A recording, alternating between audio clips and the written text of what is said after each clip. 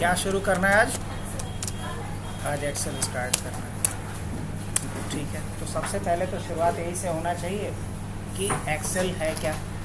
नहीं, स्टार्टिंग कहाँ से करें, एक्सेल है क्या। तो व्हाट का जवाब हम लोग देख लेते हैं। क्या हुआ बच्चे, कुछ आवाज़ बहुत दे रहा है, तो एक काम करते हैं, फैन बंद कर देते हैं, एसी तो चल ही रहा है क्या।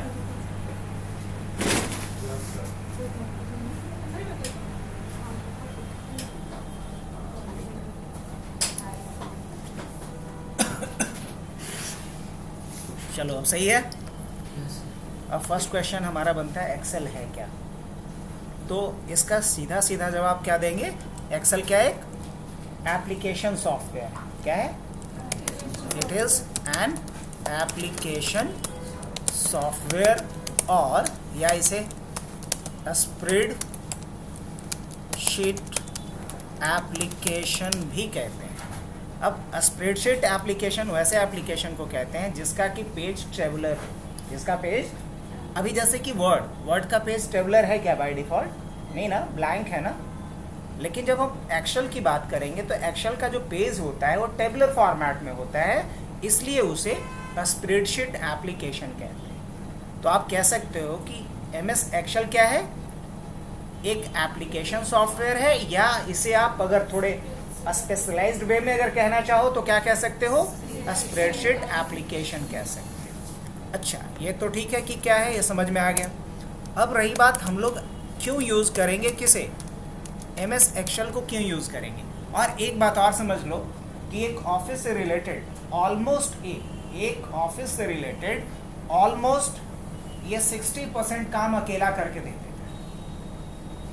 मतलब कि अगर हम किसी भी प्राइवेट या किसी भी पब्लिक सेक्टर में काम कर रहे हैं तो कंप्यूटर से रिलेटेड मैक्सिमम काम अकेला कहाँ किया जा सकता है, एक्सेल। एक्सेल अपने आप में एक कंप्लीट जॉब प्रोफाइल है। अगर मुझे एक्सेल अच्छे से आता है तो आज के डेट में या आने वाले टाइम में जो सबसे इम्पॉर्टेंट जॉब प्रोफाइल या जॉब ऑप्शन बनने वाला है वो डेटा से रिलेटेड बनने वाला है। कुछ जॉब प्रोफाइल का नाम आप लोगों ने सुना भी होगा, फलाना डेटा एनालिस्ट है, फलाना डेटा इंजीनियर है, फलाना डेटा साइंटिस्ट है ना। हम बिग डेटा की ट्रेनिंग कर रहे हैं तो ये बिग डेटा, ब्लॉकचेन, ये जो ट्रेंडिंग टर्म सुनते हो आप, इसका आने वाले टाइम में और बढ़ेगा, क्योंकि पहले कंपनी के पास डेटा बहुत कम था, आज डेटा क्या है, बहुत बड़ा है। तो उन डेटा को कोई तो होगा जो मैनेज करेगा, प्रोसेस करेगा, उस पर अलग अलग तरह के रिपोर्ट्स बनाने होंगे। अब ये सारी चीज़ें कैसे होंगी, अब सोच के देखो कि अगर यहाँ पे आपके पास आप कोई बिजनेस कर रहे हो और डेली 1-2 लोग आ रहे हैं तो बहुत ज़्यादा टेंशन नहीं है, लेकिन डेली अगर 2-4 हज़ार लोग आ रहे हैं तो उनको मैनेज करने के लिए पूरा एक सिस्टम होना चाहिए ना। तो जैसे ही हमारा थोड़ा लेवल चेंज होता है, I mean, जैसे ही हम मास लेवल पे काम करना शुरू करते हैं तो उसे हमें मैनेज करना पड़ेगा एक प्रॉपर तरीके से। और जैसे जैसे ऑर्गेनाइजेशन में नंबर ऑफ क्लाइंट्स बढ़ रहे हैं तो उसका डेटा क्या हो रहा है, और बड़ा होते जा रहे हैं। अब बड़े डेटा को मैनेज करने के लिए हमारे पास क्या होना चाहिए, एक एप्लीकेशन होना चाहिए जिसके थ्रू हम डेटा को मैनेज कर सकें, और उन्हीं में से एक एप्लीकेशन है एक्सेल। अगर हम जॉब चाहते हैं बहुत जल्दी में तो हमारे पास एक ऑप्शन है कि एक्सेल सीख लें, दूसरा ऑप्शन है कि CCNA कर लें। ये दोनों कोर्स ऐसा है कि तुरंत मुझे जॉब दिलवा सकते, क्योंकि एक्सेल का बहुत ज़्यादा डिमांड है हर जगह पे, चाहे आप बेसिक जॉब के लिए बात करो या फिर एडवांस लेवल पे डेटा साइंटिस्ट वगैरह के लिए जा रहे हो, हर जगहों पे किसकी ज़रूरत पड़ती है, तो एक्सेल का ज़रूरत पड़ता है। अब रही बात कि एक्सेल क्यों यूज़ करेंगे, इसके पीछे क्या रीज़न है, क्या वजह है कि हम लोग एक्सेल को प्रेफर करेंगे, एक्सेल को यूज़ करेंगे। तो लिखते हैं हम ना इसके बारे में। देखो, Excel is a powerful application that allows us to record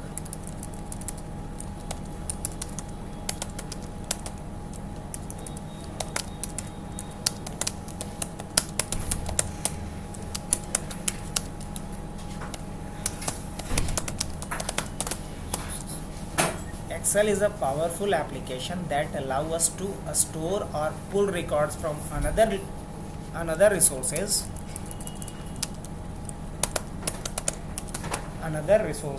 मतलब एक्सेल आपको क्या करता है, एक तो डायरेक्ट अलाउ करता है कि आप रिकॉर्ड रखो, दूसरा हुआ कि अलग अलग सोर्स से आपको अलाउ करता है कि अलग अलग सोर्स से आप डेटा को क्या कर सकते हो, पुल कर सकते हो। पुल मतलब उसको दूसरे जगह से खींच करके ला सकते हो यहाँ पे, है ना। Excel is a powerful application that allow us to store और pull records from another resources. अब अनदर रिसोर्स में क्या हो सकता है, वेबसाइट। मान लो किसी ऑर्गेनाइजेशन ने सर्वे किया किसी भी तरह के डेटा पे और उसका सारा डेटा कहाँ डाला हुआ है, एक वेबसाइट पे। अब वेबसाइट से डेटा कहाँ लेकर के आना है मुझे, एक्सेल शीट में, वो भी मैं कर सकता हूँ। अगर मान लो कि एक डेटाबेस में डेटा पड़ा हुआ है, वहाँ से हम डेटा पुल करके लाना चाहें वो भी कर सकते हैं। तो एक्सेल हमें ये फैसिलिटी देता है कि हम क्या कर सकते हैं, या तो डायरेक्ट डेटा एंट्री कर सकते हैं, या फिर डेटा कहीं पड़ा हुआ है तो वहाँ से डेटा को क्या कर सकते हैं, पुल करके ला सकते हैं। इसके बाद क्या कर सकते हैं हम लोग, डेटा में बहुत सारी त्रुटि होती है, बहुत सारी कमियां होती है, तो उस कमियों को रिमूव करने का जो तरीका होता है उसे कहते हैं डेटा क्लीनिंग। क्या बोलते हैं, डेटा क्लीनिंग।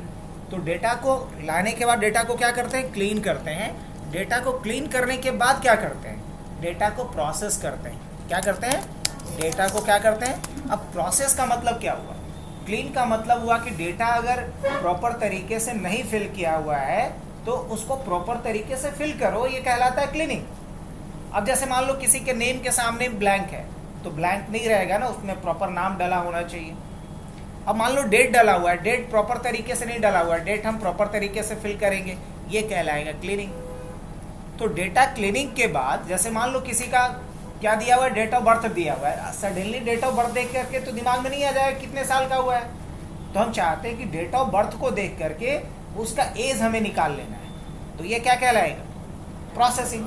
अब मान लो किसी का कंप्लीट एड्रेस दिया हुआ है, मुझे कंप्लीट एड्रेस से कोई मतलब नहीं, मुझे उसका सिटी चाहिए, तो जो कंप्लीट एड्रेस है उसमें से सिटी को अगर हम एक्सट्रैक्ट करेंगे तो इस प्रोसेस को क्या कहेंगे, डेटा प्रोसेसिंग। क्या बोलेंगे, डेटा प्रोसेसिंग का ठेठ मतलब समझ लो कि कोई अगर डेटा आपके पास है पड़ा हुआ, उसी डेटा पे कुछ फॉर्मूला अप्लाई करके कुछ स्पेसिफिक रिजल्ट निकालना, ये कहलाता है डेटा प्रोसेसिंग।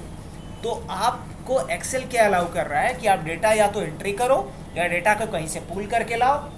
डेटा को पुल करके लाने के बाद डेटा को आप क्या करो, साफ सुथरा करो। साफ सुथरा मतलब क्लीन करो, और क्लीन करने के बाद क्या करो, डेटा को प्रोसेस करो, और प्रोसेस करने के बाद क्या करोगे, डेटा पे रिपोर्ट बनाओ। क्या बताओ, डेटा पे रिपोर्ट बनाओ। तो उसके बाद प्रिपेयर रिपोर्ट करो, और जब रिपोर्ट भी प्रिपेयर हो जाए तो फाइनल काम ये बचता है कि उस रिपोर्ट्स को ग्राफिकल फॉर्मेट में दिखलाओ, क्योंकि कंपनी के जो टॉप थिंकर्स होंगे, जो स्टैक होल्डर होंगे, या ठेठ भाषा में कहा जाए जो ओनर हैं, तो उनके पास उतना टाइम नहीं है बैठ करके गिनती करें कि लाख है कि करोड़ है कि 100 है कि 1000 है। उनको हर एक चीज़ वन गो में दिखना चाहिए। और हम लोग जानते हैं कि अगर एक विजुअल रिप्रेजेंटेशन हो जाए किसी भी डेटा का, तो एक नॉन टेक्निकल पर्सन भी इजीली देख करके समझ सकता है कि कैसे कैसे क्या क्या प्रोग्रेस हुआ है। जैसे कि मान लो मंथ वाइज सेल्स रिपोर्ट ही है, अब अगर उसको एक नंबर्स में दिखाएंगे वो आसानी से समझ में आएगा, कि उसको एक ग्राफ के रूप में दिखाएंगे तो समझ में आएगा, ग्राफ के रूप में दिखाएंगे तो समझ में आएगा। तो जो हमने रिपोर्ट बनाया उसी रिपोर्ट का क्या मुझे करना है, एक विजुअलाइजेशन तैयार करना है। क्या करना है, ग्राफिकल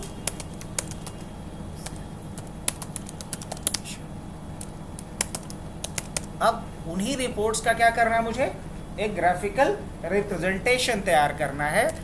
एंड फाइनली मुझे क्या लिखना है, इनसाइट तैयार करना है। क्या, फाइनल वर्डिक्ट या फाइनल कंक्लूजन पे जाना है ना, या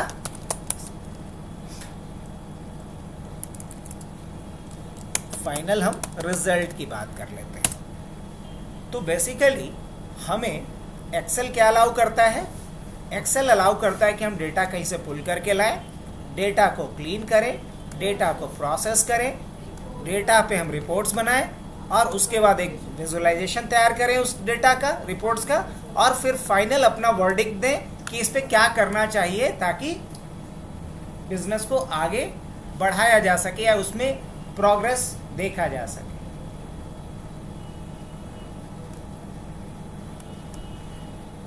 अब इसके अलावा apart from this there are several features of MS Excel that make it powerful and popular. Like Excel के बहुत सारे अमेजिंग फीचर्स हैं जो कि इसे पॉपुलर बनाता है और पावरफुल बनाता है। वो भी वजह है एक्सेल को यूज़ करने का। अब जैसे मिसाल के तौर पे फॉर्मेट पेंटर, फॉर्मेट ये आप वर्ड में भी यूज़ किए होंगे ना, जैसे बहुत सारा हम फॉर्मेटिंग अप्लाई करते हैं। अब सेम काइंड ऑफ फॉर्मेटिंग मुझे बार बार अप्लाई करना है तो बार बार उतना स्टेप्स नहीं फॉलो करना है। आप बस एक जगह टच करके दूसरे जगह टच कर दो, दोनों की फॉर्मेटिंग सेम हो जाएगी। तो ये एक बेहतरीन ऑप्शन होता है फॉर्मेट पेंटर का। इसके अलावा अगर हम बात करें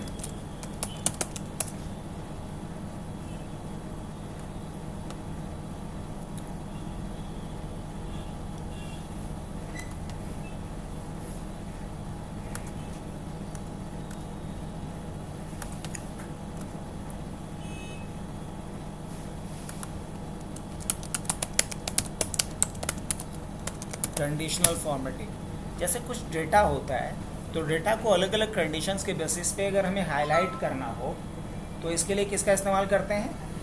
कंडीशनल फॉर्मेटिंग का इस्तेमाल करते हैं। उसके बाद सेल फॉर्मेटिंग, अगर सेल में अलग अलग तरह के डेटा को अलग अलग तरीके से रिप्रेजेंट किया जाता है। अब मान लो सेल में मुझे डेट लिखना है तो डेट का अलग फॉर्मेट होगा, सेल में मुझे टाइम लिखना है तो टाइम का अलग फॉर्मेट होगा, अगर सेल में कोई अमाउंट लिखना है किसी भी प्रोडक्ट का तो उसका एक अलग फॉर्मेट होगा। कहने का मतलब ये हुआ कि एक सेल में किस तरह का डेटा होगा, डेटा जिस तरह का होगा उसके हिसाब से उसकी फॉर्मेटिंग होनी चाहिए। तो सेल की फॉर्मेटिंग जो डिसाइड करेगा उसी को कहेंगे सेल फॉर्मेटिंग। और सेल फॉर्मेटिंग एक बेहतरीन फीचर्स होता है किसका? MS एक्सेल के अंदर, जो हम लोग देखेंगे। यहाँ से जा कर के हम लोग देखेंगे सेल फॉर्मेटिंग, है ना। अब इसके बाद बात करें हम लोग नेक्स्ट इम्पॉर्टेंट फीचर्स का, जो बहुत इम्पॉर्टेंट फीचर है वो है पेस्ट स्पेशल। और ये वाकई नाम के अकॉर्डिंग ही स्पेशल है। हालांकि हमने वर्ड में भी पेस्ट स्पेशल देखा था, लेकिन उससे बहुत एडवांस ये जो पेस्ट स्पेशल है वर्ड वाले पेस्ट स्पेशल से बहुत ही ज़्यादा एडवांस। इसके बाद जो नेक्स्ट इम्पॉर्टेंट फीचर इसका आता है फिल। क्या आता है? फिल। अब सोचो ना कि कितना बढ़िया होगा कि अगर मुझे 1 से लेके 1000 तक सीरियल नंबर फिल करना है तो टाइप करने की ज़रूरत नहीं, एक जगह पे लिखेंगे हर जगह पे वो आ जाएगा, तो इससे हमारा समय बचेगा। तो फिल भी एक इम्पॉर्टेंट ऑप्शन है। इसके बाद शॉर्ट एंड फिल्टर। शॉर्ट का मतलब क्या होता है? शॉर्ट का मतलब होता है अरेंज करना, असेंडिंग और डिसेंडिंग ऑर्डर में। फिल्टर का मतलब क्या होता है? कैप लगाना, अलग अलग कंडीशन के बेसिस पे कैप लगाना कि मुझे इसी तरह का रिकॉर्ड देखना है। अब जैसे कि मान लो हमारे पास बहुत सारे स्टूडेंट्स हैं जो अलग अलग सिटी से बिलोंग करते हैं, मुझे सिर्फ देखना है कि पटना वाले कितने कैंडिडेट मेरे पास। तो हम क्या करेंगे? कैप लगाएंगे, फिल्टर लगाएंगे, सिर्फ जिनका की सिटी पटना हो। तो फिल्टर तब लगाते हैं जब किसी क्राइटेरिया के बेसिस पे मुझे स्पेसिफिक काइंड ऑफ रिकॉर्ड्स को सिर्फ शॉर्टलिस्ट करना हो। नेक्स्ट अगर इम्पॉर्टेंट पॉइंट्स की बात करें तो इसका मेन हाईलाइट जो होता है ना, अगर आप एक्सेल का खास तौर से इंटरव्यू दे रहे हो तो आपसे ये सवाल हर कोई पूछेगा, और एक और सवाल पूछेगा जो आगे लिख देंगे, या चलो अभी लिख देते हैं। ये 2 ज़रूर पूछेगा। अगर एक्सेल कोई जानता है तो बाकी कुछ जाने या नहीं जाने, ये पिवोट टेबल, पिवोट चार्ट और वी लुकअप, ये 3 चीज़ ज़रूर पूछेगा आपसे। MS एक्सेल का ये मेन हाईलाइट होता है। क्यों है? इसके पीछे वजह भी है। मतलब ये मतलब जो काम घंटों का था ना उसको ही मिनटों में कर देता है। तो अभी हटा देते हैं, नहीं तो बाद में समझने में दिक्कत होगी। पिवोट टेबल और पिवोट चार्ट, ये भी बड़ा ही एक इम्पॉर्टेंट फीचर होता है एक्सेल के अंदर। इसके अलावा इसके अंदर हम लोग स्लाइसर का यूज़ करेंगे। ये भी बड़ा काम का है। किसका? स्लाइसर का यूज़ करते हैं हम लोग बटन बनाने के लिए। ख़ासतौर से जब हम डैशबोर्ड बनाएंगे तो वहाँ किसका इस्तेमाल करेंगे? स्लाइसर का यूज़ करेंगे। इसके बाद जो नेक्स्ट इसमें इम्पॉर्टेंट होता है प्रिंट एरिया। क्या होता है? Print area, print title. Print area और प्रिंट टाइटल, ये भी बड़ा काम का ऑप्शन है, print area and print title. इसके बाद जो नेक्स्ट इम्पॉर्टेंट और जो मेन हाईलाइट है इसका, वो है फंक्शन। क्या है? अगर कहा जाए कि एक्सेल का जो मेन स्ट्रेंथ है तो वो क्या है? इसका फंक्शन ही। फंक्शन के बाद अगर हम बात करें नेक्स्ट पॉइंट का, तो इसमें आप नेम मैनेजर को भी नहीं छोड़ सकते। नेम मैनेजर भी याद रख लो, नेम मैनेजर का भी बड़ा इंपॉर्टेंट रोल हो जाता है। अब नेम मैनेजर के थ्रू क्या करते हैं, जैसे आपने कभी कोई फॉर्म वॉर्म भरा है तो देखा होगा कि अगर हम लोग क्या करते हैं, स्टेट सेलेक्ट करते हैं तो स्टेट के हिसाब से मुझे डिस्ट्रिक्ट का नाम आता है ना कि नहीं? तो ये कैसे होता है? इसको बोलते हैं डिपेंडेंट ड्रॉप डाउन लिस्ट। क्या बोलते हैं? Dependent drop down list. तो अगर हम डिपेंडेंट ड्रॉप डाउन लिस्ट बनाना चाहें तो इसके लिए किसका इस्तेमाल करेंगे? इसके लिए इस्तेमाल करेंगे नेम मैनेजर का। किसका इस्तेमाल करेंगे? नेम मैनेजर का। कैसे? वो देखा जाएगा लेटर ऑन। अब इसमें अगर नेक्स्ट इम्पॉर्टेंट फीचर्स की बात करें तो वो होता है आपका कनेक्शंस। क्या होता है? अब अगर हम एक्सेल को चाहें तो दूसरे एक्सेल फाइल के साथ लिंक कर सकते, किसी एसक्यूएल सर्वर के साथ लिंक कर सकते, लेकिन इसके लिए फीचर्स कौन सा दिया गया है? कनेक्शन का। कनेक्शन के बाद नेक्स्ट इम्पॉर्टेंट फीचर इसमें जो है वो है आपका एडवांस फिल्टर। क्या है? Advance filter. उसके बाद डेटा वैलिडेशन। अब एडवांस फिल्टर कब यूज़ करेंगे वो भी मोटा मोटी समझ लो। अगर मान लो मेरे पास रिकॉर्ड पड़ा हुआ है स्टूडेंट्स का, गलती से हो सकता है कि एक ही स्टूडेंट की 2 बार एंट्री हो गई हो या 2 से अधिक बार हो गई हो, तो हम चाहते हैं कि जो डुप्लीकेट वैल्यू है ना वो गायब हो जाए वहाँ से। तो डुप्लीकेट वैल्यू हटाते हुए अगर मुझे कॉपी करना होगा तो किसका इस्तेमाल करेंगे? एडवांस फिल्टर का। डेटा वैलिडेशन का मतलब क्या होता है कि गलत डेटा न डल जाए, जो हम चाहें वही डेटा डले। तो डेटा वैलिडेशन के ज़रिए भी हम लोग बहुत इंपॉर्टेंट काम को करते हैं, लेकिन शॉर्ट में अगर कहा जाए तो डेटा वैलिडेशन का इस्तेमाल करते हैं इसलिए ताकि हम तय कर सकें कि इस रेंज में यही वैल्यू होना चाहिए, इसके अलावा कुछ और नहीं होना चाहिए। तो डेटा वैलिडेशन के बाद डेटा कंसोलिडेशन होना चाहिए। ऐसे चेक कर लेता हूँ मैं। अब देखो तो कहीं पे कंसोलिडेट है लिखा हुआ, पक्का कंसोलिडेट होगा लिखा हुआ, ये भी इम्पॉर्टेंट फीचर है। अब कंसोलिडेट का काम क्या होता है? कंसोलिडेट इंग्लिश का एक वर्ड है जिसका मतलब होता है मिलाना, जोड़ना। तो यहाँ कंसोलिडेशन का मतलब क्या होता है? कंसोलिडेशन का मतलब यहाँ पे ये होता है कि मान लो कि मेरे पास एक शीट में जनवरी का सारा सेल्स का डाटा है, उन्हीं सेल्स पर्सन का दूसरे शीट में फरवरी का सेल्स का डाटा है। इस तरीके से पूरे साल का अलग अलग शीट में डेटा है पड़ा हुआ। अब हम चाहते हैं एक शीट में finally at the end of year ये निकालना चाहते हैं कि हर एक सेल्समैन का 12 महीने का टोटल सेल्स क्या रहा। तो ये काम हम किसके जरिए कर सकते हैं? ये काम हम कर सकते कंसोलिडेट ऑप्शन के थ्रू। किसके थ्रू? कंसोलिडेट के थ्रू। तो कंसोलिडेट का मतलब समझ में आया? अब इसके बाद नेक्स्ट है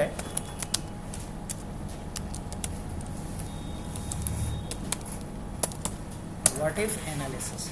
ये बहुत ही तगड़ा फीचर है, ख़ासतौर से जो डेटा एनालिसिस या डेटा साइंटिस्ट बनना चाहते हैं उन लोगों के लिए। यहाँ हम लोग एक डेटा पैटर्न को देख करके डेटा को प्रिडिक्ट कर सकते हैं कि अगर अभी डेटा पैटर्न ये है तो आने वाले टाइम में ये होगा।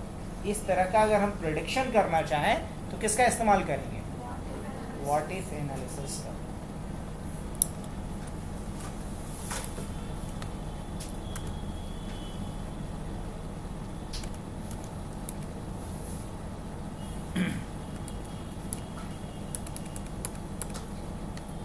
तो डेटा के बाद नेक्स्ट इसमें इम्पॉर्टेंट जो ऑप्शन आ जाता है वो आता है मैक्रो। कहीं दिखेगा तो हमको बताना।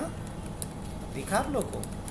नहीं भी दिखा, कोई बात नहीं। इसके बाद हम लोग बात करेंगे किसका? मैक्रो। ये भी बड़ा ही इम्पॉर्टेंट फीचर्स है। तो कहने का मतलब ये जो 18 पॉइंट्स हमने लिखा ना, ये मोस्ट इम्पॉर्टेंट फीचर्स का नाम लिखा गया जो एक्सेल में हमें आना ही चाहिए इस्तेमाल करना। तो ये तो क्यों का जवाब था कि एक्सेल हमें क्यों पढ़ना चाहिए। इसका जवाब आपको बस यही तक में मिल गया होगा कि क्यों हमें एक्सेल पढ़ना चाहिए।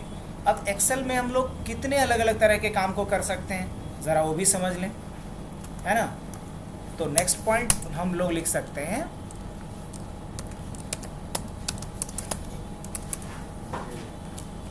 Types of project that can be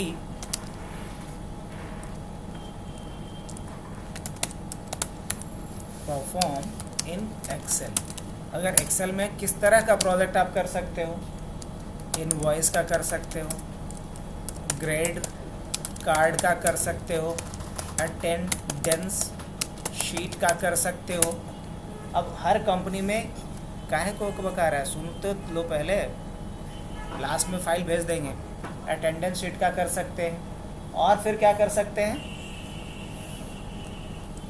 इसके बाद सैलरी स्लिप का कर सकते हैं। किसी भी कंपनी में अगर बंदे काम कर रहे हैं तो उनका अटेंडेंस तो बनेगा ना, उनकी सैलरी तो बनना है ना। तो अटेंडेंस की बात हो गई, सैलरी स्लिप की बात हो गई। अब इसके अलावा और भी क्या? तो उसके अलावा और भी बहुत सारा, जैसे कि स्टॉक मैनेजमेंट। जैसे स्टॉक मैनेजमेंट, अब स्टॉक मैनेजमेंट कहने का मतलब कि हमारे पास कितना माल आ रहा है, कितना माल जा रहा है, कितना गोडाउन में पड़ा हुआ है, ये सारा कुछ। इसके अलावा और भी बहुत कुछ कर सकते हैं। अगर हम चाहें तो पूरा का पूरा एक सॉफ्टवेयर बना सकते हैं, जिसे MIS मैनेजमेंट कह सकते हो। एक कंपनी के अंदर सारे इंफॉर्मेशन को मैनेज करना, उसी को कहा जाता है मैनेजमेंट इंफॉर्मेशन सिस्टम या MIS का काम बोला जाता है। इसके अलावा और क्या कर सकते हैं? और भी बहुत कुछ कर सकते हैं हम लोग। जैसे जितने भी छोटे छोटे काम आप कर सकते हो, सारा कुछ। मान लो अकाउंटिंग भी कर सकते हो। इसके अलावा आप क्या कर सकते हो? प्रोजेक्ट मैनेजमेंट भी कर सकते हो, मैनेजमेंट भी कर सकते हो, एम्प्लॉय का मैनेजमेंट भी कर सकते हो। जो आप एग्ज़ाम देखते हो, एग्ज़ाम मैनेजमेंट भी कर सकते हो। एग्ज़ाम में देखते हो कि सिटिंग प्लान एक तैयार होता है कि कौन सा सीट किस स्टूडेंट को अलॉट किया जाएगा, वो सारा कहाँ बनाया जाता है? एक्सेल शीट में ही तैयार होता है सभी का। तो वो काम भी आप कहाँ कर सकते हो? एक्सेल के अंदर ही कर सकते हो। तो कहने का मतलब कि मैक्सिमम काम जो एक ऑफिस से रिलेटेड होता है वो सब आप कहाँ कर पाओगे? एक्सेल में कर पाओगे। ये बड़े बड़े कुछ नाम हमने लिखा है। अब इसके बाद सवाल आता है कि एक्सेल के अंदर कुछ विशेष टर्म हम लोग यूज़ करते हैं, तो इसके लिए एक टॉपिक हम लोग बना देते हैं some important terms that are used in MS Excel like. कुछ इम्पॉर्टेंट टर्म्स हैं जो कहाँ इस्तेमाल होता है? एक्सेल के अंदर इस्तेमाल होता है। जैसे कि सबसे पहला टर्म होता है वर्क बुक। क्या होता है ये वर्क बुक? क्या होता है? अच्छा, ऊपर का सारा टर्म समझ में आया कि नहीं आया? किसी को बोलना। इतना तो समझ में आ रहा है कि एक्सेल क्या है, एक एप्लीकेशन है, इतना तो याद रहेगा। और इस एप्लीकेशन में हम लोग करते क्या है मुख्य रूप से? तो पूरी कहानी का सारांश यही है कि यहाँ या तो हम कुछ डेटा, कुछ रिकॉर्ड्स को डालते हैं या कहीं से रिकॉर्ड्स को लेकर के आते हैं। उसके बाद उस रिकॉर्ड को क्या करते हैं? क्लीन करते हैं। उस रिकॉर्ड पे कुछ फार्मूला लगा करके प्रोसेस करते हैं। प्रोसेस करने के बाद क्या करते हैं? रिपोर्ट तैयार करते हैं। प्रोसेस करने के बाद क्या करते हैं? रिपोर्ट तैयार करते हैं। रिपोर्ट तैयार करने के बाद क्या करते हैं? उसका एक विजुअलाइजेशन करते हैं और फाइनली फिर क्या देते हैं? हम अपना इनसाइट्स बताते हैं कि इसका क्या रिजल्ट हुआ। तो ये सारा काम आप एक्सेल के अंदर करेंगे। इसी को हमने लिख दिया कि ये सारा जो काम कर रहे हो अपार्ट फ्रॉम दिस, इसके और भी बहुत सारी खासियत है जिसकी वजह से ये पावरफुल और पॉपुलर बना, जिसमें फॉर्मेट पेंटर है, कंडीशनल फॉर्मेटिंग है, सेल फॉर्मेटिंग है, पेस्ट स्पेशल है, बहुत सारी चीज़ें इसके अंदर, है ना। इसके अलावा सिक्योरिटी है, आप चाहो तो इस पर सिक्योरिटी लगा सकते हो हर लेवल पे।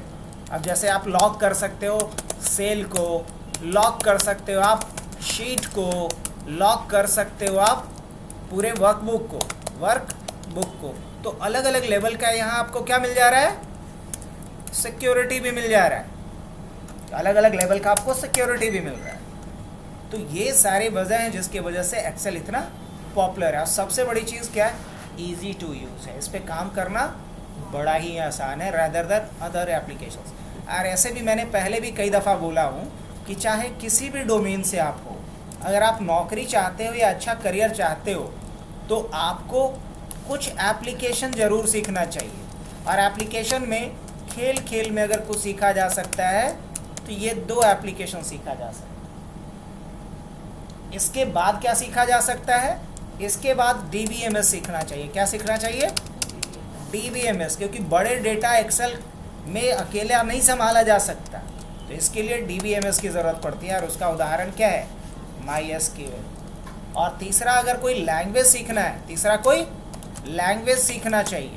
अब तीसरा कोई लैंग्वेज अगर सीखेंगे, जैसे अगर हम लोगों को कोई लैंग्वेज नहीं आएगा तो फिर मुख्य भाषा में बात करना पड़ेगा ना एक दूसरे से। लेकिन कंप्यूटर से बात करने के लिए मुझे कंप्यूटर की भाषा आनी चाहिए। और कंप्यूटर का जो भाषा है वो क्या कहलाता है? प्रोग्रामिंग लैंग्वेज कहलाता है। तो जो प्रोग्रामिंग लैंग्वेज हमें आना चाहिए वो क्या? अगर एक ही लैंग्वेज सीखना है तो हम पाइथन सीखेंगे, और दूसरा सीखना होगा तो JS सीखेंगे, जावास्क्रिप्ट।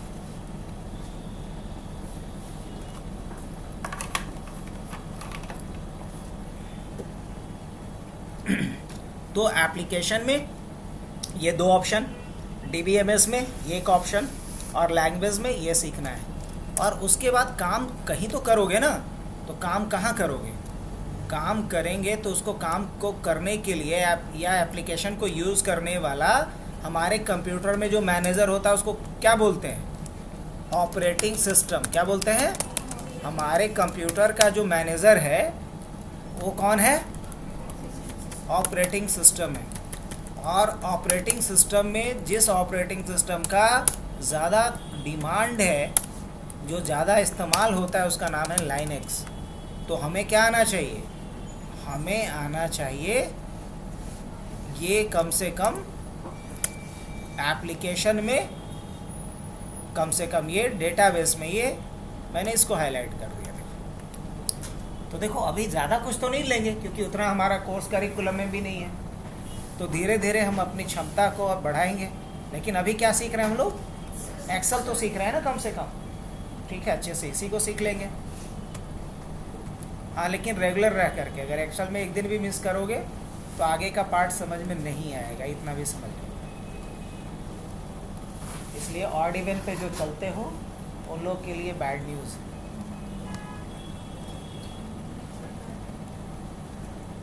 आगे बढ़ते हैं। Some important terms that are used in MS Excel. MS Excel में कुछ इम्पॉर्टेंट टर्म्स हैं, जैसे कि वर्कबुक। और वर्कबुक क्या होता है? तो बोलेंगे कि जैसे MS वर्ड के फाइल को क्या कहते हैं? डॉक्यूमेंट कहते हैं। देखो ऊपर लिखा भी होगा, डॉक्यूमेंट 1 होगा लिखा हुआ है। उसी तरीके से एक्सेल के फाइल को ही क्या कहते हैं? वर्कबुक कहते हैं। तो क्या कह सकते हैं? File of MS Excel is called workbook। File of MS Excel is called workbook. फिर क्या है इसके बाद? उसके बाद होता है वर्कशीट। क्या होता है? वर्कशीट। अब ये क्या होता है? तो क्या बोलेंगे? इसको बोलेंगे page of MS Excel is called worksheet. Excel के पेज को क्या कहते हैं? वर्कशीट कहते हैं। जैसे अगर मान लो मैं, हालांकि ओपन है मेरे पास, ये पूरा का पूरा जो फाइल है ना, ये क्या है? बुक 1 लिखा हुआ है, वर्कबुक है, लेकिन इसके अंदर शीट 1, शीट 2, शीट 3, ये क्या है? वर्कशीट है। तो पेज को क्या कहेंगे? वर्कशीट। और फाइल को क्या बोलेंगे? वर्कबुक। अब एक और बड़ा ही इंपॉर्टेंट टर्म आता है, सेल। अब ये सेल क्या होता है? तो क्या बोलेंगे?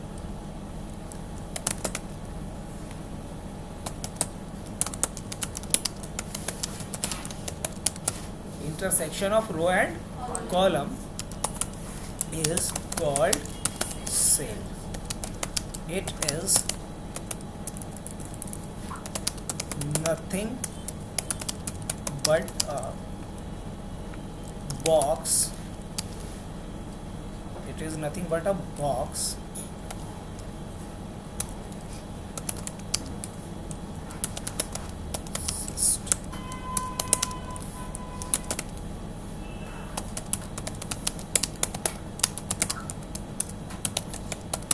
ये एक बॉक्स होता है जो किससे बना होता है? रो और कॉलम के इंटरसेक्शन से मिलने की वजह से, है ना। जैसे अब मान लो मैं बात करूं इसका, तो ये है आपका कॉलम, ये है आपका रो, और रो और कॉलम से ये जो बना ना, ये क्या है? सेल है। और डेटा सारा कहाँ रह रहा है? सेल में ही तो रहना है ना। अब नेक्स्ट टर्म बनता है सेल रेफरेंस। ये बड़ा ही इंपॉर्टेंट। अब सेल रेफरेंस क्या होता है? तो बोलेंगे address of a particular cell is called cell reference. किसी पर्टिकुलर सेल का जो एड्रेस होता है, उसी एड्रेस को क्या कहते हैं? सेल रेफरेंस कहते हैं। जैसे अगर मैं बात करूं इस सेल का, तो इस सेल का सेल रेफरेंस क्या है? J13। और आप यहाँ देख भी सकते हो नेम बॉक्स में, हाँ सबको दिख रहा है क्या है? अगर मान लो मैंने यहाँ क्लिक किया, तो इस सेल का सेल रेफरेंस क्या है? पक्का? अच्छा, इस सेल का सेल रेफरेंस क्या है? B2। तो सेल रेफरेंस होता क्या है वो हमने लिखा। अब हमें लिखना है cell reference consist of column name and row number. ये बना किससे होता है? कॉलम नेम और रो नंबर से बना होता है। Column name and row number से बना होता है। मतलब ऐसा नहीं कह सकते कि इस सेल का एड्रेस कभी 11D नहीं बोल सकते या 5D नहीं बोल सकते। पहले क्या आना चाहिए? कॉलम, मतलब पहले D आएगा तब 5 आएगा। तो इसलिए मैंने ये क्लियरली लिख दिया, सेल रेफरेंस बना किससे होता है? Column name and row number, इससे बना होता है। अब नेक्स्ट इस पे पॉइंट बनता है कि कितने तरह का सेल रेफरेंस होता है। तो लिखेंगे there are 3 types of cell reference in MS Excel।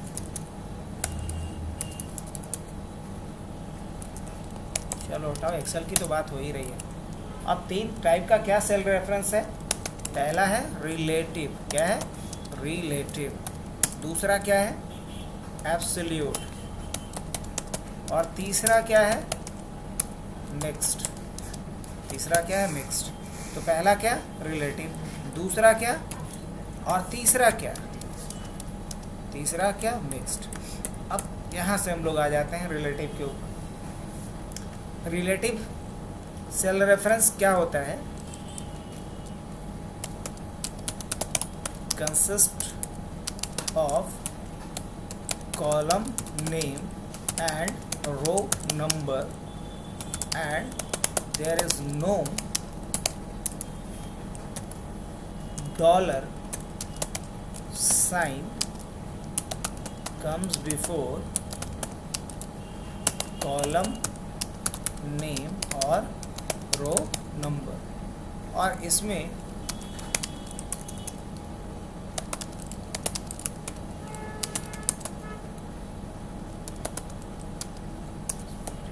और बाय डिफ़ॉल्ट कौन सा सेल रेफरेंस यूज़ होता है?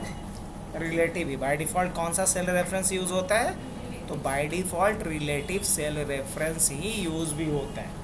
और रिलेटिव सेल रेफरेंस ऐसे सेल रेफरेंस को कहते हैं जिसमें ना तो कॉलम नेम के पहले डॉलर आता है, ना ही रो नंबर के पहले डॉलर आता है। अब जैसे मान लो एग्जाम्पल के तौर पे अगर हमने कहीं लिखा D5, अब ये किस तरह का सेल रेफरेंस है? C3, ये किस तरह का सेल रेफरेंस हुआ?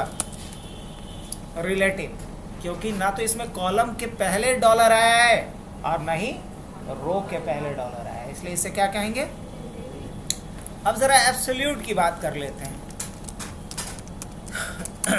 तो कह सकते हो dollar sign comes before name of column as well as row number।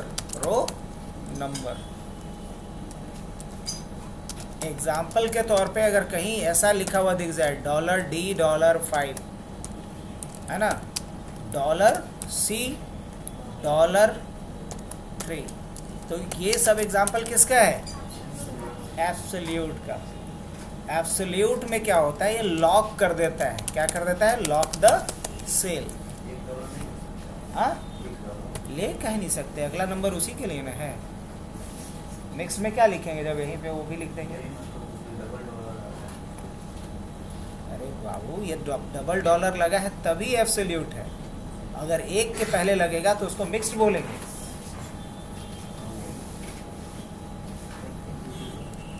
अब इसके बाद क्या लिखा है हमने? डॉलर साइन इधर कम्स बिफोर कॉलम नेम और रो नंबर, दोनों में किसी एक ही के पहले आएगा।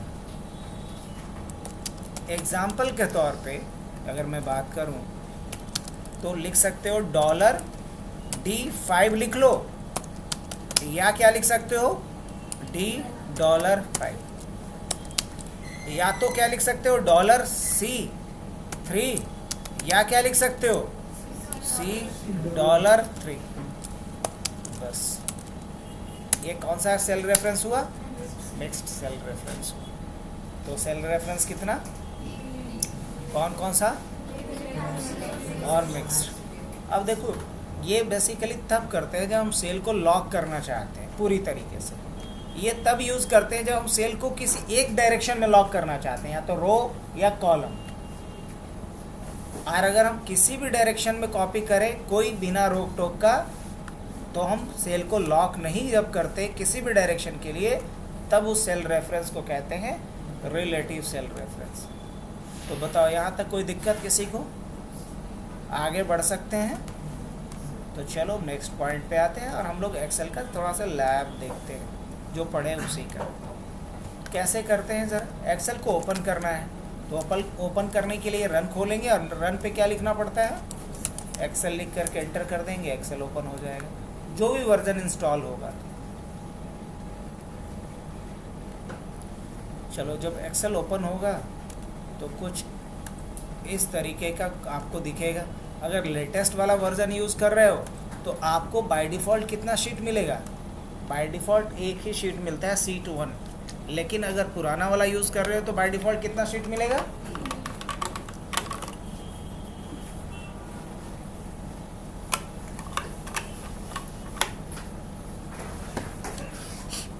अब आगे बढ़े। अच्छा, एक बात बता, अब ज़रा पहले इसका इंट्रोडक्शन हो जाए। ऊपर का जो ये पट्टी दिख रहा है, इसको क्या कहते हैं? Title bar. क्या बोलते हैं इसको? Title bar. और ऊपर में जो कुछ टूल्स दिख रहा है, इसको क्या बोलते हैं?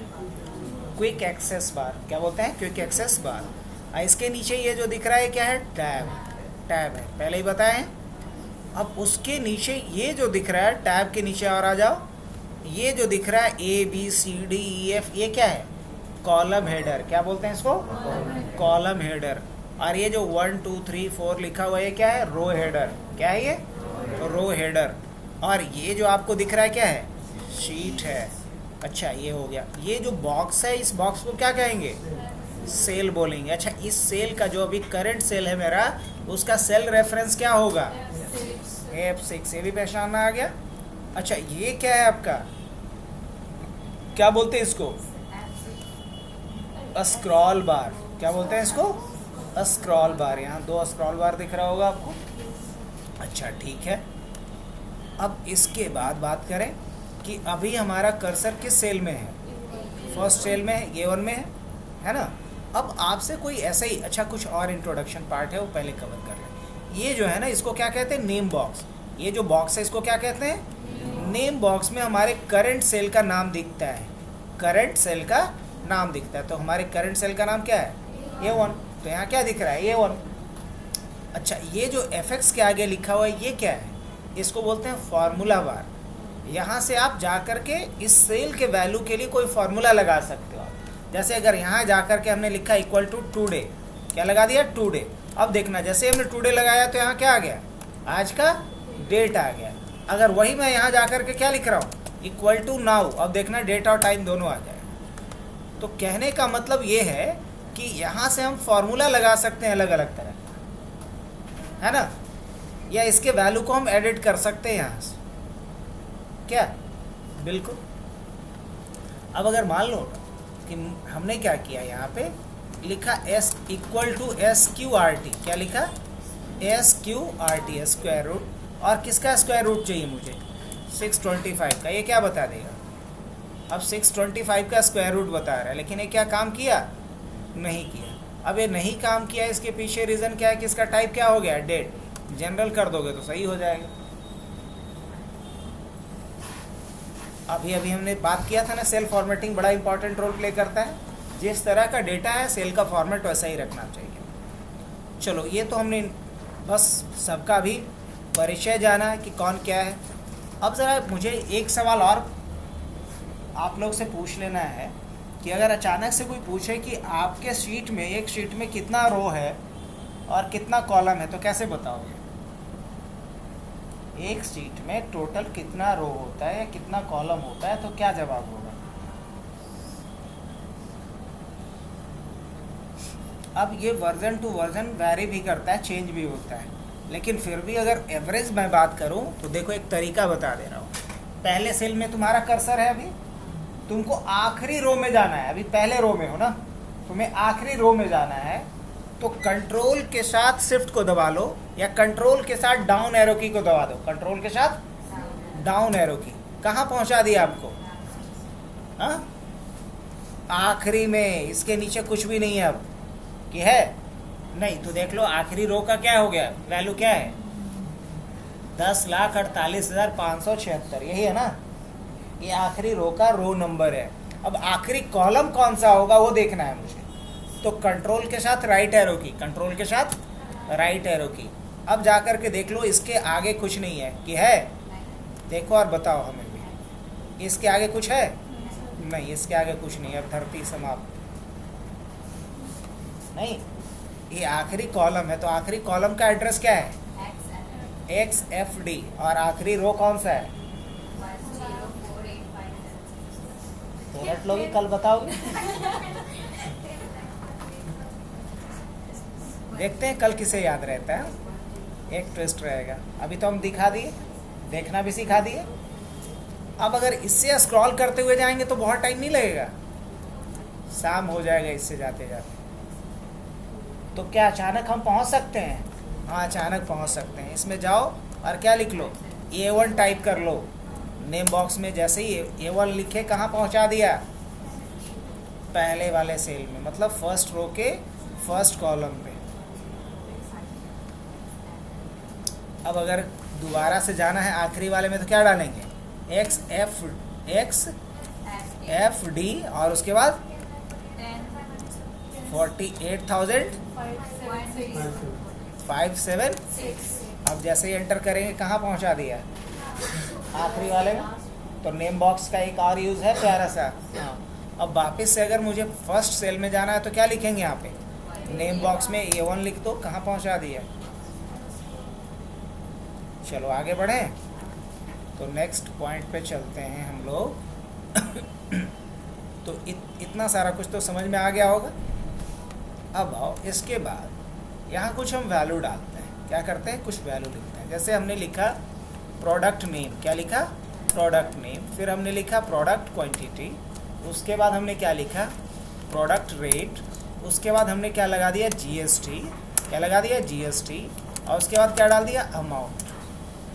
ऐसा कर सकते हैं? हाँ, कर सकते हैं। अब मान लो इसके बाद क्या करना है मुझे, लेकिन उससे पहले थोड़ा सेल रेफरेंस के बारे में बता दें तुम लोग। हाँ, पढ़े हैं ना थ्योरी? अब ज़रा प्रैक्टिकल क्या डिफरेंस होता है वो समझ लें। जैसे यहाँ हमने लिखा 5, यहाँ लिखा 6, और यहाँ मुझे इन दोनों को सम करना है, तो क्या लिखेंगे? इक्वल टू, या एक शॉर्टकट बताएं, अल्ट के साथ इक्वल टू दबा दोगे, इससे भी ऐड कर देगा। और नहीं तो इसके लिए फार्मूला भी लिख सकते। तो हमने फार्मूला नहीं लिखा, ऑटोमेटिक फार्मूला लिख करके एक्सेल हमें दे दिया। अगर हम खुद से लिखना चाहते तो कैसे लिखते थे? देखो, एक्सेल के शीट में दो तरह की चीज़ें डालते हैं, एक डेटा और दूसरा फार्मूला। एक डेटा और, लेकिन एक्सेल कैसे बाइफरकेट करेगा कि ये फार्मूला है कि डेटा है?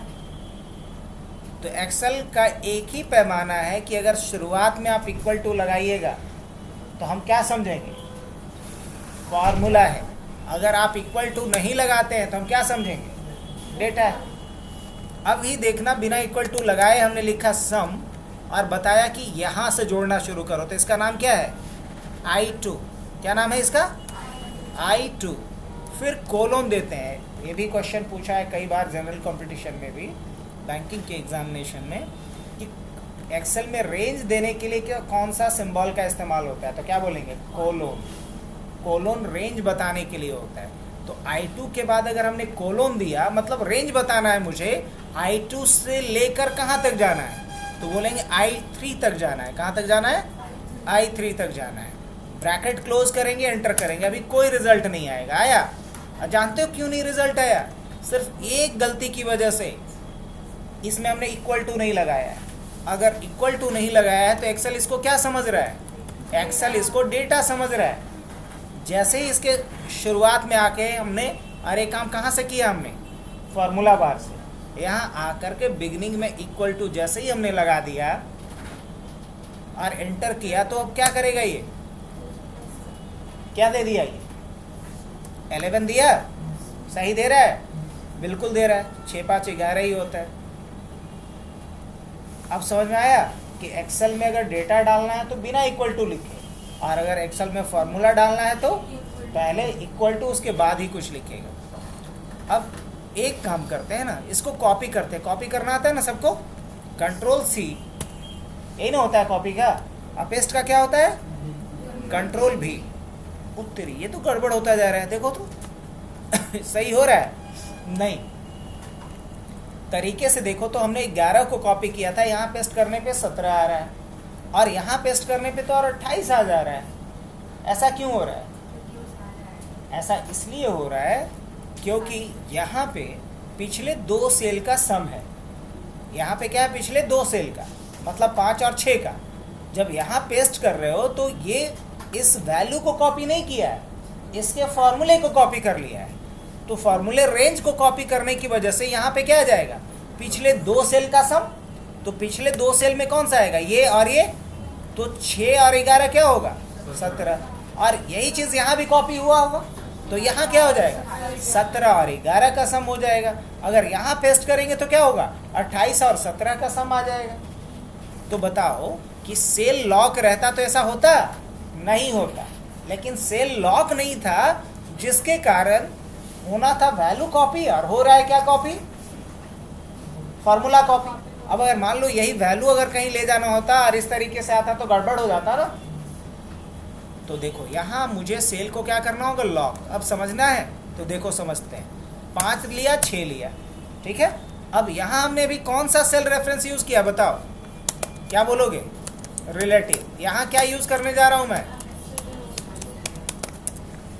5 6 लिया, इन दोनों को जोड़ना है। क्या लिखेंगे? Equal to some. अब ब्रैकेट शुरू करेंगे, क्या लिखेंगे? डॉलर, और डॉलर के बाद के, और उसके बाद फिर डॉलर, क्या? 2। फिर कोलोन, और उसके बाद क्या देंगे, डॉलर, फिर के, फिर डॉलर, कौन सा, 3। अब देख रहे हो, जरा गौर से देख लो, अभी टाइम भी दे रहा हूं मैं।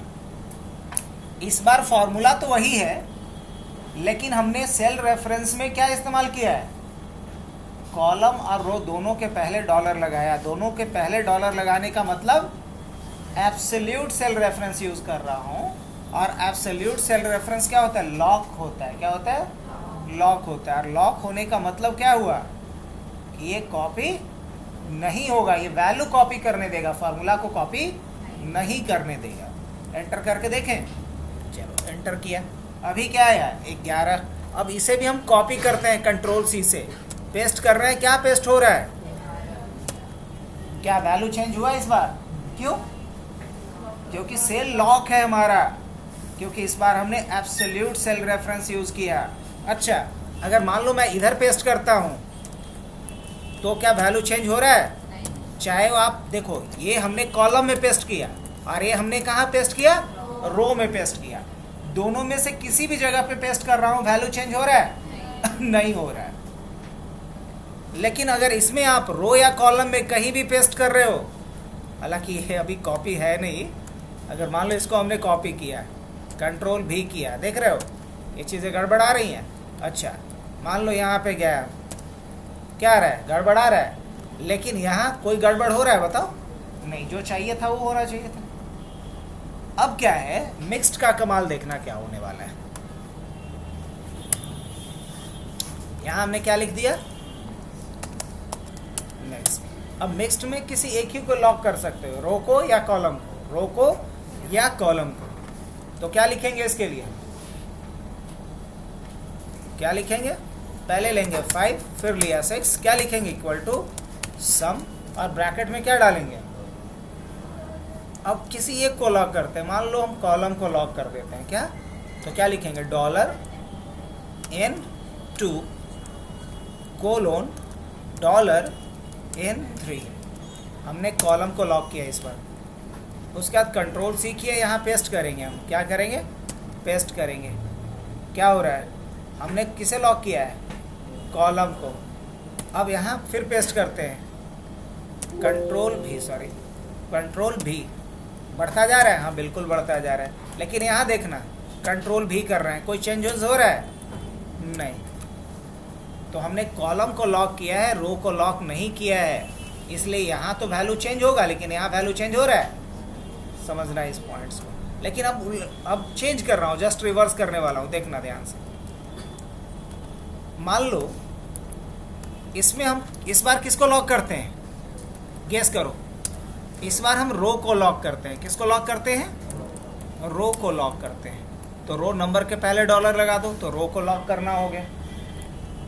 अब जैसे ही हमने एंटर किया, इस बार हमने फॉर्मूला तो लिखा सेम ही है, लेकिन हमने रो को लॉक किया, कंट्रोल सी से कॉपी करते हैं, यहाँ पेस्ट करते हैं, वैल्यू चेंज नहीं होना चाहिए।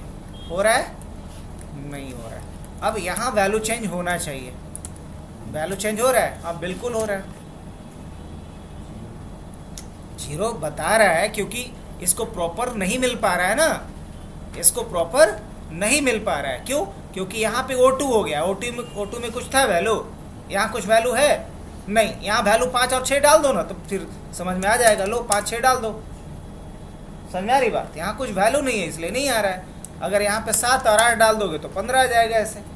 यहाँ पर देखो तो समझो, तो यहाँ पे सेल रेफरेंस में क्या आ रहा है, O2, यहाँ सेल रेफरेंस में क्या आएगा, रुक जा भाई तू, यहाँ क्या आएगा, P2 और P3, यहाँ क्या आएगा, Q3 और Q2, तो इसलिए आ रहा है। तो कहने का मतलब कि अगर मुझे रो या कॉलम दोनों में से किसी एक को लॉक करना होगा तो कौन सा सेल रेफरेंस यूज करेंगे, मिक्स्ड।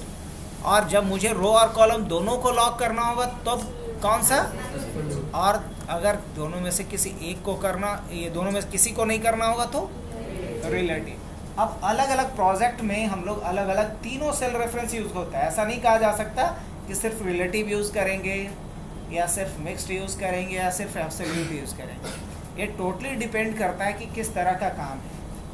कभी हम लोग रिलेटिव यूज कर रहे होंगे, कभी मिक्स्ड यूज कर रहे होंगे, कभी हम लोग एब्सोल्यूट यूज़ कर रहे होंगे, तीनों को यूज़ करना है।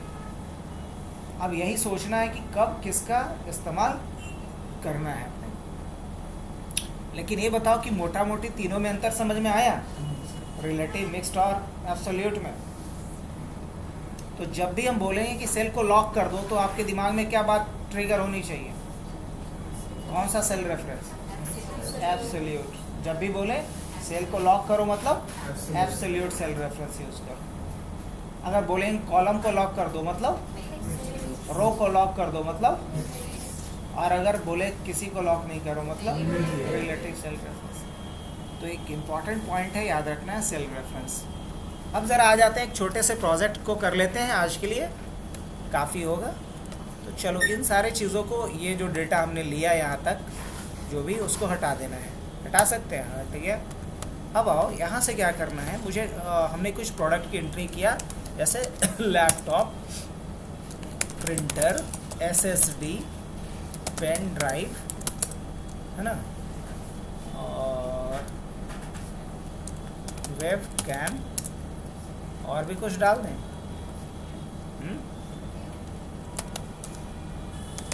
मॉनिटर, माउस की, इसमें देख लेते हैं 10, 10, 20, 24,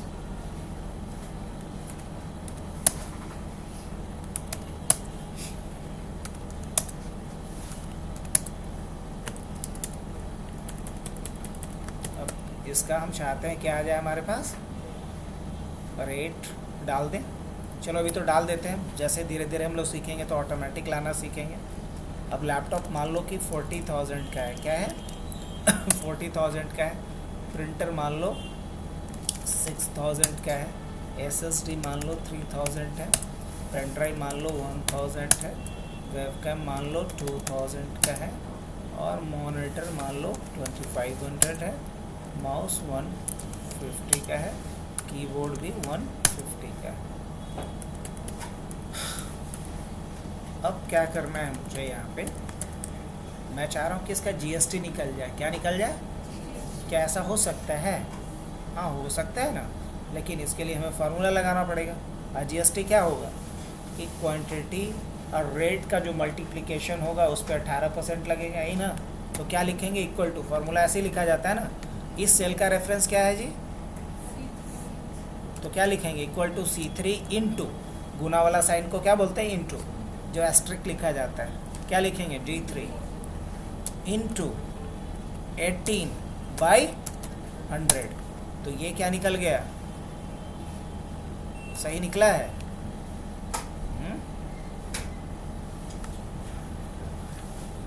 करीब करीब आ जाएगा ऐसे। अगर 10 पीस लैपटॉप है 40,000 के हिसाब से, तो 4 लाख का लैपटॉप हो गया। अब 4 लाख का 18% बताओ जी, अकाउंटेंट। 4 लाख का 18% क्या हो जाएगा? 72,000 होगा। हाँ,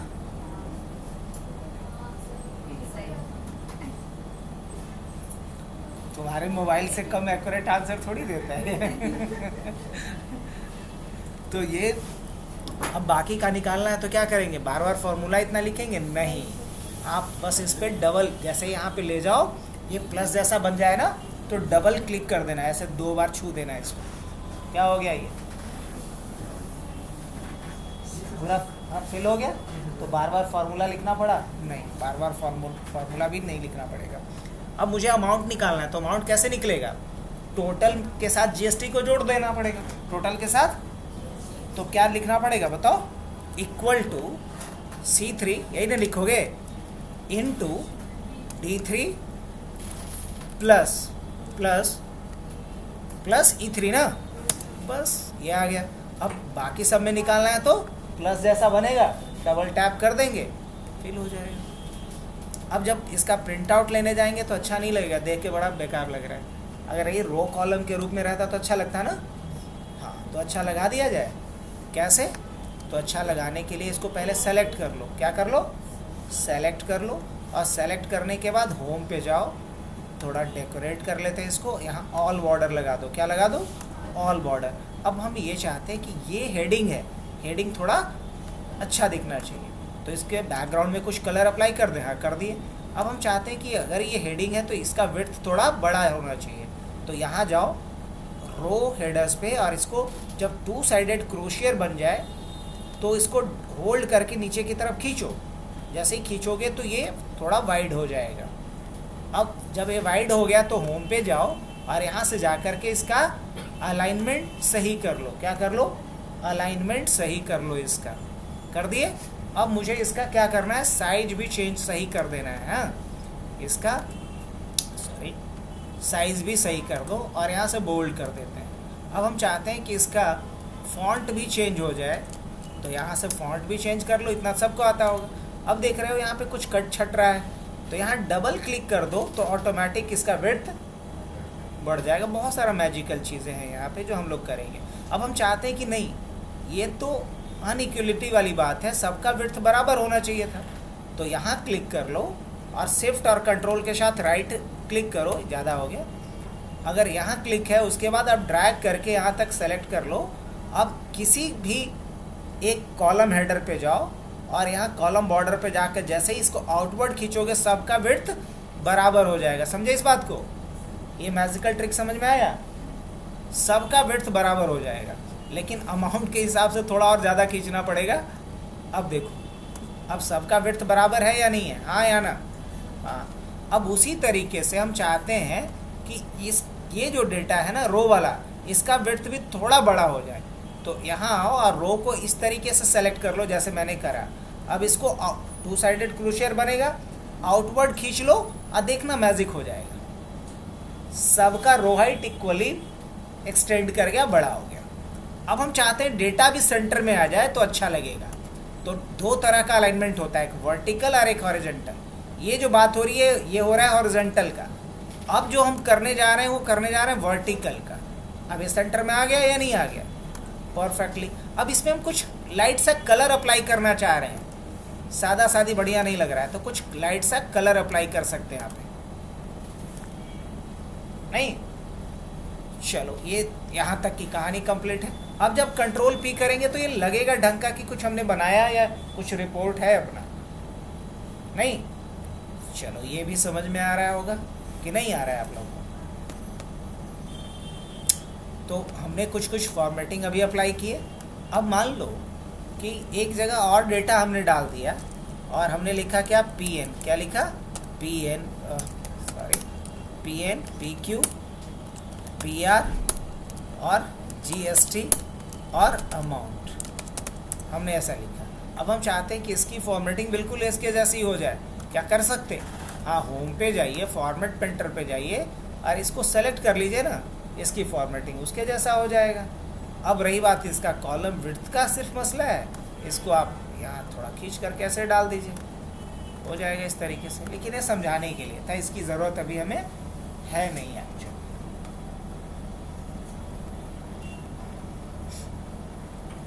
तो अब इसके बाद कल से जो कहानी हम लोग करेंगे वो किसकी करेंगे? कल से कहानी हम लोग करेंगे इसमें फॉर्मेट पेंटर से ही। ऐसे अभी हमने दिखाया फॉर्मेट पेंटर और MS वर्ड में भी दिखाया था। अब इसमें एक नया चीज़ और आपको बता के छोड़ रहा हूँ, अगर आप कैच कर पाओगे तो।